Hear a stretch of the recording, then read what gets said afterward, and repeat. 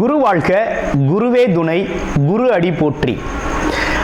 ஸ்ரீ பாலசுப்பிரமணியர் அருளால் ஆன்மீக அன்பர்கள், ஜோதிட அன்பர்கள், நேயர்கள் அனைவருக்கும் அன்பான வணக்கங்கள்.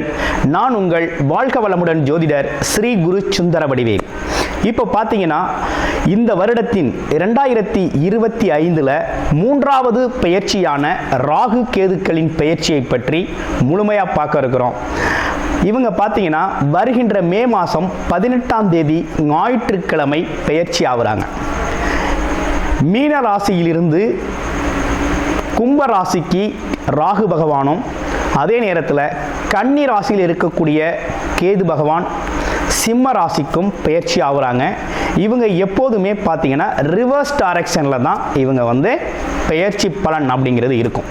ராகு கேதுக்கள் சாயா கிரகங்கள் அப்படின்னு சொல்லக்கூடிய இவங்களோட பலன்கள்லாம் எப்படி இருக்கும் அப்படின்னு பார்க்கையில், அதுக்கு முன்னால் ராகு கேதுக்கள் எப்படிப்பட்டவர்கள் அப்படிங்கிறதையும் சின்னதாக நம்ம தெரிஞ்சுக்கலாம். ராகு அப்படிங்கிறவர் பார்த்தீங்கன்னா உலக போகங்களை அனைத்தையும் கொடுத்து பிற்பகுதியில் அதற்கான அனைத்து விதமான வாய்ப்புகளையும் கொடுப்பார். ராகு உலக போகங்களில் அனைத்து விதமான வாய்ப்புகளையும் கொடுத்து பிற்பகுதியில் அதன் மூலமாக சின்ன சின்ன தவறுகளை செய்ய வச்சு சிறு தண்டனைகளையும் கொடுக்கறது மட்டும் இல்லாமல் கொடுக்கிறவர் தான் ராகு. கேது அப்படிங்கிறவர் பார்த்தீங்கன்னா ஆரம்பத்திலேயே பல்வேறு விதமான கஷ்டங்களையும் துன்பங்களையும் இன்னல்களையும் கொடுத்து தன்னோட பிறப்பின் நோக்கத்தை அறிய செய்து பிறகு அவங்களுக்கான வசதி வாய்ப்புகளை கொடுக்கிறவர் தான் கேது பகவான். இருவருமே ஒருத்தருக்கொருத்தர் பெரிய பலம் வாய்ந்தவர்களாக இருக்கிறாங்க. ஜோதிடத்தில் எல்லாரையும் விட மிகவும் பலம் வாய்ந்தவர் ராகு பகவான் இருக்கிறார். அதை விட ஒருபடி மிஞ்சி கேது பகவானும் இருக்கிறார். இப்போ இவங்களை தாண்டி மிகப்பெரிய விஷயங்களை இந்த ஜோதிடத்தில் செய்ய முடியாது. இந்த ராகு கேதுக்கள் அப்படிங்கிறது பார்த்தீங்கன்னா சந்திரன் சூரியனை நெருங்கி செல்லுது அப்படின்னா சந்திர கிரகணம், சூரிய கிரகணம் அப்படிங்கிறது ஏற்படக்கூடிய ஒரு அமைப்பு இருக்குது. அடுத்து ராகு கேதுக்களுக்கு இடையில் ஒருத்தரோட பிறப்பு ஜாதகத்தில் கிரகங்கள் அனைத்துமே அடைபட்டு போச்சு அப்படின்னா கால சர்ப்ப தோஷம் அப்படிங்கிற ஒரு பாதிப்பு ஏற்படும். இந்த காலகட்டத்தில் உங்கள் ஜாதகத்தில் எந்த கிரகம் உச்சம் ஆட்சி பெற்று வலிமையாக இருந்தாலும் அதோட பலன்களை முழுமையாக நம்ம அனுபவிக்க முடியாது அப்படிங்கிற ஒரு சூழ்நிலை இருக்குது. இப்படிப்பட்ட கிரக அமைப்புகளோடு இருக்கக்கூடிய ராகு அப்படிங்கிறது பாட்டனார் சம்பந்தப்பட்ட வம்சவழி சம்பந்தப்பட்ட விஷயத்தையும், கேது அப்படிங்கிறது ஆன்மம் உள்நிலை சம்பந்தப்பட்ட விஷயத்தையும், அம்மா வர்க்கம் சம்பந்தப்பட்ட விஷயத்தையும் குறிப்பெடுத்து தரக்கூடிய ஒரு அமைப்பு அப்படிங்கிறது தான் ராகு கேதுக்கள். இப்படிப்பட்ட ராகு கேதுக்கள் என்ன விதமான பலன்களை தர இருக்குது, இதில் உங்களுடைய ராசிக்கு இந்த பெயர்ச்சி பலன்கள் எப்படி இருக்குது அப்படிங்கிறத முழுமையாக இப்போ பார்க்க இருக்கிறோம். ராசி காலச்சக்கரத்தின் 6வது ராசியான கன்னி ராசிக்கு ராகு கேது பெயர்ச்சி எப்படி இருக்க போகுது, என்ன செய்யலாம், என்ன செய்யக்கூடாது, என்ன விதமான விஷயங்கள் உங்களுக்கு சிறப்பாக அமையும் அப்படிங்கிறத பற்றி பார்க்க போகிறோம். கன்னிராசி அப்படின்னாலே பார்த்தீங்கன்னா ராகு கேதுக்கள் அமர்வு அப்படிங்கிறது இப்போ உங்கள் ராசியிலிருந்து பார்த்தீங்கன்னா 6-12 இருக்குது. 6-12ஆம் இடங்களில் ராகு கேதுக்கள் அமைகிறது அப்படிங்கிறது ஒரு நல்ல அமைப்பு, ஒரு சிறப்பான அமைப்பு அப்படின்னு சொல்லணும். அப்போ கன்னிராசிக்கு இதுவரைப்பட்ட கஷ்டங்கள் அனைத்துமே தீர்வாகும், நல்லபடியாக இருக்கும். அப்போ இந்த ராகு கேது பயிற்சி உங்களுக்கு சாதகமான பலன்கள் நிறைய கொடுக்க இருக்குது, சாதகமான பலன்களை நிறைய கொடுக்க இருக்குது அப்படின்னு தான் சொல்லணும். சாதகமான பலன்களை கொடுக்க இருக்குது. என்ன மாதிரி சாதகமான பலன்கள் கொடுக்க இருக்குது அப்படின்னா, பலன்கள் சம்பந்தப்பட்ட விஷயத்தில் பார்த்தீங்க அப்படின்னா இதுவரையும் கேது பகவான் ராசியிலேயே அமர்ந்து பல்வேறு விதமான மன கஷ்டங்கள், சிரமங்கள் அப்படிங்கிற ஒரு விஷயத்தெல்லாம் ஏற்படுத்திட்டார். ஆமாம், மன தடுமாற்றத்தை ஏற்படுத்திட்டாரு. எடுக்கிற முயற்சிகளில் தடைகளை உருவாக்கி விட்டுட்டாரு. ஆமாம், நம்மளை சுற்றி நல்லதே நடந்தாலும் நம்மளோட ஃபீலிங் சரியாக இல்லை அப்படிங்கிறது மாதிரி ஒரு உணர்வுகளை கொடுத்துட்டாரு. அப்போ இந்த விஷயத்தில் இனிமே மாற்றம் ஏற்படுது. 12ஆம் இடத்துல இருக்கிறார். 12ஆம் இடம் அப்படிங்கிறது பார்த்தீங்கன்னா உங்களுக்கு ஒரு நல்ல ஸ்தானம் தான். அது ஒன்றும் பெரிய கெடுதலான ஸ்தானம் கிடையாது.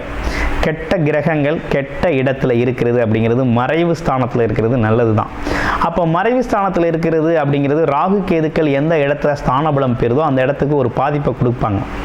அப்படி கொடுக்கையில் 12ஆம் இடத்துல என்ன விதமான பாதிப்பை கொடுக்குறாங்க அப்படின்னா, கொஞ்சம் மன விரயங்கள் சம்மந்தப்பட்ட விஷயத்த இருக்கும். அப்படின்னா தூக்கம் சரியாக இருக்காது, சரியான தூக்கம் வராது, தூக்கத்தில் ஒரு தடுமாற்றம் இருக்கும், தூக்கத்தில் ஒரு முன்னேற்றம் இருக்காது, தூக்கம் சார்ந்த விஷயங்கள் அப்படிங்கிறது கொஞ்சம் கெட்டு போகும்.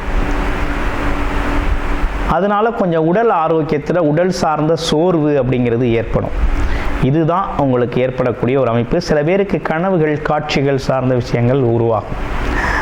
இந்த மாதிரி விஷயங்களை கொடுப்பார். ஆனால் 6ஆம் இடத்துல இருக்கக்கூடிய ராகு அப்படிங்கிறவர் நற்பலன்கள் நிறைய சொல்லியே இருக்கிறார். என்னன்னா, எதிரி, வம்பு வழக்குகள், கடன், பகை, நோய் இவை அனைத்தையும் அரியோடு அடிக்கிறாரு. இதுக்கு எல்லாத்துக்குமே ஒரு நல்ல தீர்வை கொடுக்குற வகையில் ராகு அப்படிங்கிறது ஸ்தானபலம் பெறாரு. அப்போ ராகு ஸ்தானபலம் பெறுறது மட்டும் இல்லாமல் குரு பார்வை அப்படிங்கிற ஒரு விஷயமும் அங்கே ஏற்படுது. குருவோட பார்வை அப்படிங்கிற ஒரு விஷயமும் அங்கே உங்களுக்கு உருவாகுது. அப்போ இந்த காலகட்டத்தில் என்ன மாதிரி விஷயங்கள் நடக்க இருக்குது அப்படின்னு பார்த்தோம் அப்படின்னா, இந்த காலகட்டத்தை பொறுத்த வகையில் பார்த்தீங்க அப்படின்னா, உங்களுக்கு 6ஆம் இடத்துல இருக்கிறதுனால வேலை சம்பந்தப்பட்ட வாய்ப்புகளை நிறைய கொடுப்பார். வேலை சம்பந்தப்பட்ட வாய்ப்புகள் நிறைய அமையும். அடுத்து பாருங்கள், நோய்வாய்ப்பட்டிருந்தால் அந்த நோய்வாய்ப்படுறது தீரும், நல்லா இருக்கும்.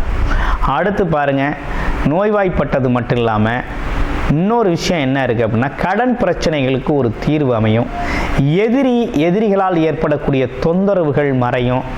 ஆமாம், பகை உணர்வுகள் மாறும். இப்படிப்பட்ட விஷயங்கள்லாம் ரொம்ப நல்லா இருக்குது. கேட்ட இடத்துல கடன் விஷயங்கள் கிடைக்கும் அப்படிங்கிற மாதிரி நல்லா இருக்குது. அப்போ கிட்டத்தட்ட ஒரு நல்ல விஷயங்கள் தான் உங்கள் வாழ்க்கையில் நடக்க இருக்குது. நல்ல முன்னேற்றமான காலகட்டம் அப்படின்னு இந்த காலகட்டத்தை சொல்லலாம். பொதுவாகவே ராசியிலிருந்து 3, 6, 10, 11ஆம் இடங்களில் ராகு கேதுக்கள் அமர்ந்தாலே நல்லதை நிறைய செய்வாங்க. அப்போ இந்த காலகட்டத்தில் உங்கள் வளர்ச்சிகள் அதிகரிக்கும் அப்படின்னு சொல்லலாம். வேலையில் ஒரு அங்கீகாரம் இருக்கும், வேலையில் முழு திறமை வெளிப்படும் அப்படிங்கிறது மாதிரி நல்ல விஷயங்கள் நடக்க இருக்குது. அப்போ நல்லாவே உங்களோட வாழ்க்கை பயணம் அப்படிங்கிறது நல்லா அமையும். அப்போ இதுவரைப்பட்ட கஷ்டங்களுக்கெல்லாம் ஒரு தீர்வாக ராகு அப்படிங்கிற ஒரு போகக்காரகன் அப்படிங்கிறது வெளியுலக போகங்களை இதுவரை நம்ம என்னது திட்டமிட்டது ஆசைப்பட்ட அனைத்து விஷயத்தையுமே கொடுக்கறதுக்கு அவர் தயாராகிட்டார், கொடுக்கவும் தயாராகிட்டார். அப்போ கொடுக்கக்கூடிய நல்ல சூழ்நிலை அமைப்புகள் இருக்குது. ஆமாம், இவை அனைத்துமே நல்ல விஷயங்கள் தான். குறிப்பாக நோய் அப்படிங்கிற ஒரு விஷயத்தை குறைக்கிறாரு, கடன் பிரச்சனையை தீர்க்கிறாரு, எதிரி பகை உணர்வு பகை சார்ந்த விஷயங்கள்லாம் மாறுது. எதிரிகளே இல்லாத அளவுக்கு, எதிரியாக நம்மளை யாரும் பார்க்காத அளவுக்கு ஒரு நல்ல விஷயத்தை அவர் ஏற்படுத்தி கொடுக்குறார். அப்போ போட்டி அப்படிங்கிற ஒரு விஷயம் நமக்கு இருக்காது. நம்மளே தான் நமக்கு போட்டியாக செயல்பட போகிறோம், நம்ம திறமைக்கு நம்ம தான் சவாலாக இருக்க போகிறோம் அப்படிங்கிற மாதிரி நல்ல விஷயங்கள் இருக்குது. இவை அனைத்தும் பார்த்தீங்கன்னா கோச்சார ரீதியான பொது பலன்களாக இருக்குது. அப்போ உங்களோட பிறப்பு ஜாதகத்தில் எப்படி இருக்குது அப்படிங்கிறத பார்க்கணும். பிறப்பு ஜாதகம் எப்படி இருக்குது அப்படின்னா, பிறப்பு ஜாதகத்தை பொறுத்த வகையில் நீங்கள் முழுமையான ஜாதகத்தை இந்த காலகட்டத்தில் பார்த்துக்கணும். ஏன்னா 3 விதமான கிரக பயிற்சிகள் இப்போ நடந்திருக்கு இல்லையா? என்ன? சனி பயிற்சி, ராகு கேது பயிற்சி, குரு பயிற்சி நடந்திருக்கு. அப்போ இந்த பயிற்சிகள்லாம் கோச்சார நிலையில் நடந்திருக்கு. அந்த பயிற்சிகள்லாம் நமக்கு நடந்திருக்கக்கூடிய நடக்க இருக்கக்கூடிய தசாபுத்தி அமைப்புகளுக்கு சாதகமாக இருக்கா இல்லை பாதகமாக இருக்கா, முன்னேற்றமாக இருக்கா அப்படிங்கிறத நம்ம தாங்க பார்க்கணும். அப்படி பார்க்கையில் என்ன விதமான முன்னேற்றம் இருக்குது, அப்போ உங்களுடைய பிறப்பு ஜாதகத்தில் இந்த காலகட்டத்தில் உங்களுடைய பிறப்பு ஜாதகத்தில் என்ன தசாபுத்தி நடக்குது, ராகு கேது நல்ல ஸ்தானபலம் பெற்று நீங்கள் இருக்கீங்களா, நல்வினை தீவினை அனுபவம் எந்த அளவுக்கு இருக்குது, ஆமாம் பாட்டனார் பாட்டியார் சம்பந்தப்பட்ட விஷயங்கள், உங்களோட வர்க்கங்கள் சம்பந்தப்பட்ட விஷயத்தில் என்ன விதமான கர்ம பலன்கள் இருக்குது அப்படிங்கிறதை பற்றி முழுமையான விளக்கத்தோடு நீங்கள் தெரிஞ்சுக்கணும். அப்படி தெரிஞ்சுக்கணும் அப்படின்னா டிஸ்பிளேயில் தர்ற நம்பருக்கு கால் பண்ணி உங்களுடைய பிறப்பு ஜாதகத்தை நீங்கள் முழுமையாக பார்த்துக்கொள்ள முடியும்.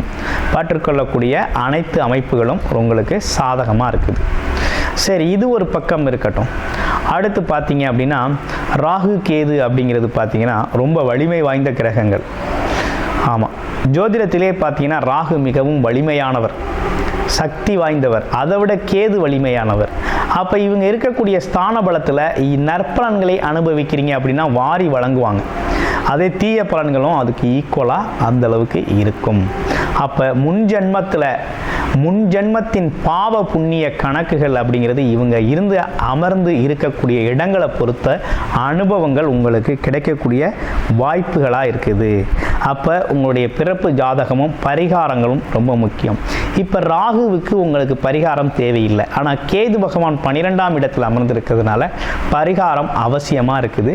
என்னென்னா கீழ்பெரும்பள்ளம் போயிட்டு வரணும், கேது பகவான் ஸ்தலத்துக்கு போயிட்டு வாங்க. அது இல்லாமல் வாரம் விநாயகர் வழிபாடு, அதே நேரத்தில் சங்கடஹரா சதுர்த்தி நாட்களில் விநாயகருக்கான அபிஷேக பொருட்கள் வாங்கி கொடுத்து அந்த அபிஷேகத்தில் கலந்துக்கங்க.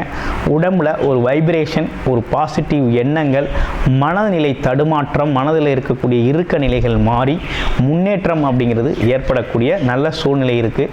அதே போல் பார்த்தீங்கன்னா மறைமுகமாக வரக்கூடிய தொந்தரவுகளை இவர் மெயினாக நீக்கிடுவார். மறைமுக எதிரிகள் அப்படிங்கிறதெல்லாம் உங்களுக்கு இருக்க மாட்டாங்க. அந்த வகையில் ரொம்ப சிறப்பான பயிற்சியாகவே இது அமைஞ்சிருக்குது.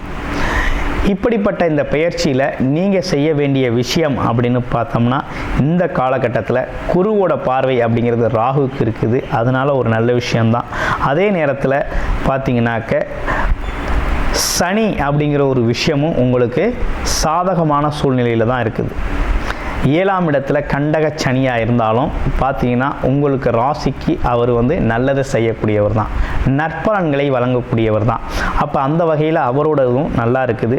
அது மட்டும் இல்லாமல் குரு பார்வை அப்படிங்கிறது ராகுவோட விழுகுது.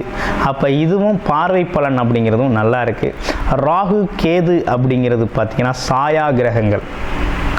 அது மட்டும் இல்லாமல் 2 பேருமே பார்த்தீங்கன்னா வலிமை கூட. தன்னோட அமர்ந்த இடத்துல பலவீனப்படுத்துறது மட்டும் இல்லாமல் அந்த இடத்துக்கான பலன் அப்படிங்கிறதையும் கொடுக்கக்கூடியவங்களாக இருக்கிறாங்க. சனிக்கு பிறகு அதிகப்படியான பலன்களை கொடுக்கக்கூடியது, அதிரடியாக கொடுக்கக்கூடியது அப்படின்னா ராகு கேதுக்கள் தான். அப்போ அந்த வகையில் பார்த்தீங்க அப்படின்னா இந்த காலகட்டம் உங்களுக்கு சாதகமாக இருக்கா பாதகமாக இருக்கா அப்படிங்கிறது பார்த்தீங்கன்னா கோச்சார நிலைகளில் கொஞ்சம் சாதகமாக தான் இருக்குது. நற்பலன்கள் நிறைய நடக்கும் விதத்தில் தான் இருக்குது. ஆனால் பிறப்பு ஜாதகத்தில் எப்படி இருக்குது அப்படின்னு பார்த்துக்கணும் அப்படின்னா நீங்கள் டிஸ்பிளேல தர்ற நம்பருக்கு கால் பண்ணி உங்களுடைய பிறப்பு ஜாதகத்தை முழுமையாக நீங்கள் பார்த்துக்கொள்ள முடியும். அடுத்து நம்ம கூறியிருக்க பரிகாரங்கள்லாம் செஞ்சுக்கங்க. கன்னிராசியை பொறுத்த வகையில் இனி ஒரு நல்ல காலம்தான், நல்லதொரு விடிவு காலம். குரு 2ஆம் இடமான தனஸ்தானத்தை பார்க்குறாரு. வருமானம் அப்படிங்கிறது அதிகரிக்கும், வேலை வாய்ப்புகள் கேட்ட இடத்துல கிடைக்கும், முன்னேற்றம் அப்படிங்கிறது தொடங்கியாச்சு. ஒரு முன்னேற்றமான காலம்தான் உங்களுக்கு. கிட்டத்தட்ட இந்த சனியோட கண்டகச்சனி பார்வை அப்படிங்கிறது மட்டும் உடல் ஆரோக்கியத்தில் கவனம் எடுத்துக்கணும். ராகு கேது அப்படிங்கிறது ஒரு நல்லதொரு சாதகமான சூழ்நிலையை தான் உங்களுக்கு அமைஞ்சிருக்காங்க. கிட்டத்தட்ட 80% உங்களுக்கு நற்பலன்கள் நடக்கக்கூடிய ஒரு நல்ல அமைப்பு அப்படிங்கிறது இந்த ராகு கேதுவால் ஏற்பட்டிருக்கு. நன்றி, வணக்கம், வாழ்த்துக்கள்.